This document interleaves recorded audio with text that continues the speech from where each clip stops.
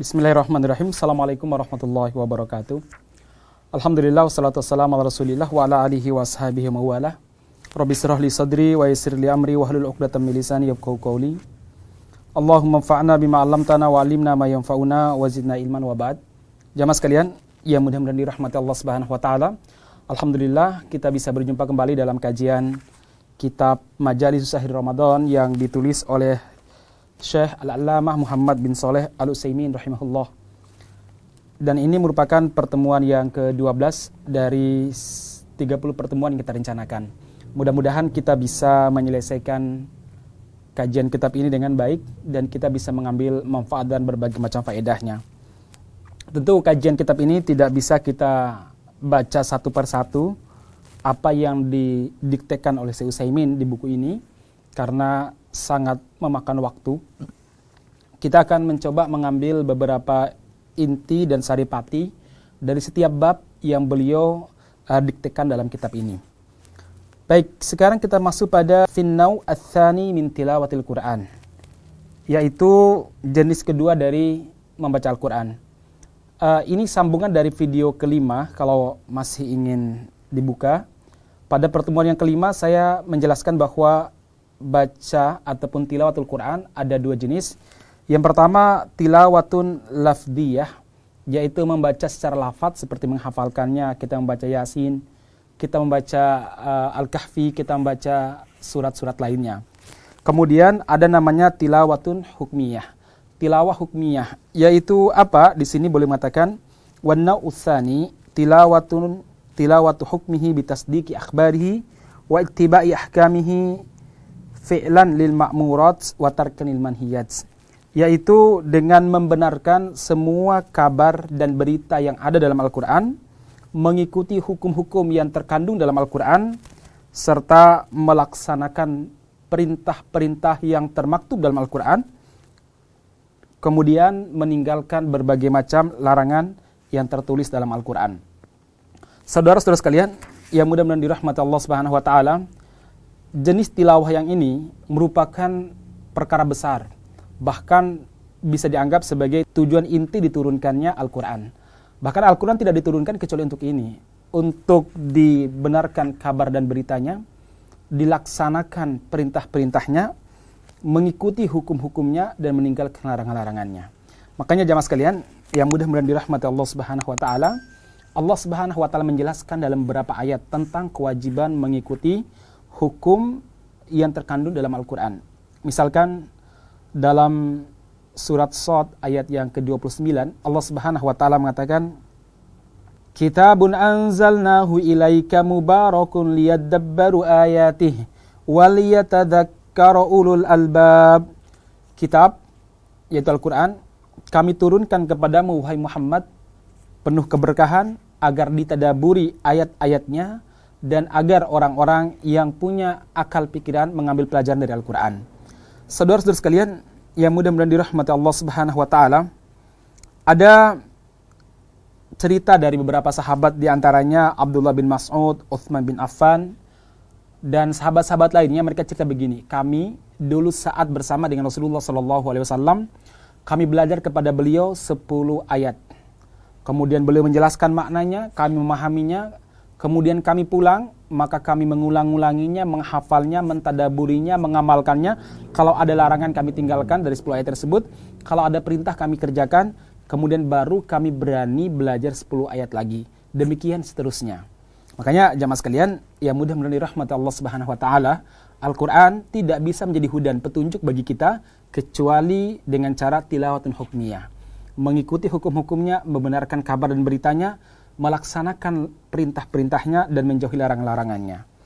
Allah Subhanahu wa taala juga berfirman dalam surat Thaha ayat 123 sampai 127, Allah Subhanahu wa taala mengatakan, "Fa imma ya'tiyannakum minni hudan faman tabi'a hudaya fala yadhillu wa la yashqa."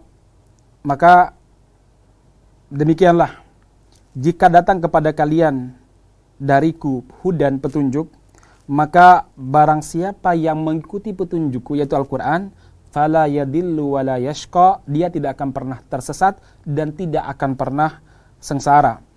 Wa man a'rada an dzikri fa inna lahu ma'isatan dhanka wa nahsyuruhu yaumal qiyamati a'ma.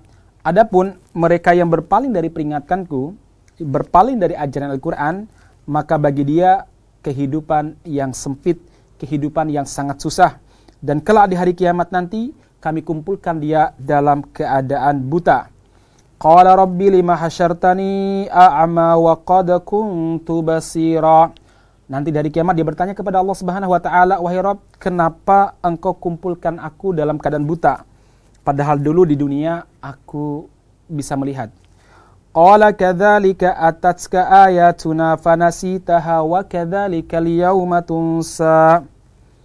Yang demikian itu sebagai balasan karena dulu di dunia datang kepadamu ayat-ayat kami yang termaktub dalam Al-Quran, fanasitaha, dan kamu melupakannya. Wa kadzalikal yaum, maka sebagai balasannya hari ini, yaitu hari kiamat, tunsa, kamu akan dilupakan. Tidak ada yang membelamu.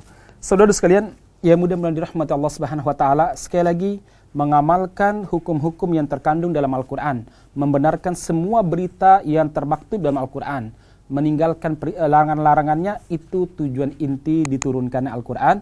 Dan dengan cara demikianlah kita bisa menjadikan Al-Quran sebagai hudan, petunjuk bagi kita. Saudara-saudara sekalian yang mudah-mudahan dirahmati Allah Subhanahu wa taala, dalam sebuah hadis Rasulullah sallallahu alaihi wasallam pernah bercerita, suatu waktu beliau bermimpi didatangi oleh dua orang laki-laki, maksudnya dua orang malaikat. Lalu mereka membawa Nabi Muhammad sallallahu alaihi wasallam ke sebuah tempat. Beliau melihat ada orang yang tidur, kemudian ada seorang laki-laki lain yang melempar kepala orang tidur tersebut dengan batu sampai hancur. Hancur kepalanya, kemudian dia dikembalikan lagi, sehat kembali, kepalanya sebagaimana semula, dilempar lagi pakai batu, ditindih pakai batu, ditimpuk pakai batu, sampai hancur.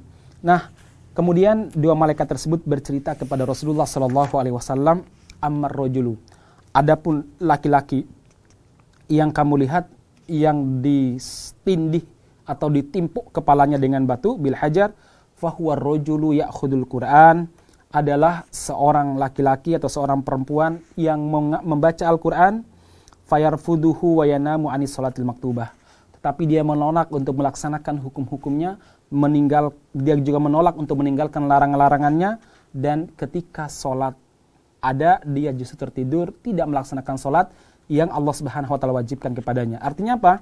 Dia melalaikan hukum-hukum yang terkandung dalam Al-Qur'an. Jamaah sekalian yang mudah-mudahan dirahmati Allah Subhanahu wa taala, dalam hadis lain Rasulullah sallallahu alaihi wasallam pernah bercerita bahwa kelak di hari kiamat nanti Al-Qur'an diwujudkan dalam bentuk seorang laki-laki. Maka dia akan datang kepada orang yang menghafalnya di dunia, orang yang membacanya.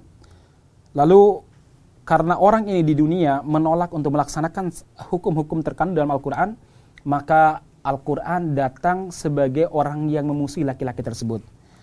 Dia berkata, ya Rabbi hammaltahu iyaya fabi'sal hamil. Wahai Allah, ya Rabb, sesungguhnya engkau telah membuat dia menghafalku, membacaku. Sungguh dia seburuk-buruknya orang yang membawa Al-Quran. Dia melanggar larangan-laranganku. Dia doyya'a faraidi, yaitu menyia-nyiakan faridoh-faridoh yang ada dalam Al-Quran. Warokiba maksiati, dia melaksanakan kemaksiatan-kemaksiatan. Wataraka ta'ati, dan dia tidak taat kepada aku, yaitu kepada hukum Al-Quran. Fama yazalu yuqdifu alaihi bil hujaji hatta yuqal sya'naka bihi fayakhudhu biyadi fama yursilu hatta yukibbahu ala min kharihi finnari. Maka terus Al-Quran ini mendebat dia, menjelaskan kesalahan-kesalahannya, sampai dia diseret ke neraka dan dilempar ke dalam neraka. Jamaah sekalian yang mudah-mudahan dirahmati Allah Subhanahu wa taala, makanya Abdullah bin Mas'ud radhiyallahu anhu, sahabat Nabi Muhammad SAW, pernah mengatakan, Al-Quran syafi'un musyaffa'. Al-Quran itu adalah pemberi syafaat yang diizinkan untuk beri syafaat. Faman ja'alahu amamahu, barang siapa yang menjadikan Al-Quran di depannya sebagai pemimpinnya yang dia ikuti, qadahu ilal jannah, maka Al-Quran akan mengantarkan dia menuju surga.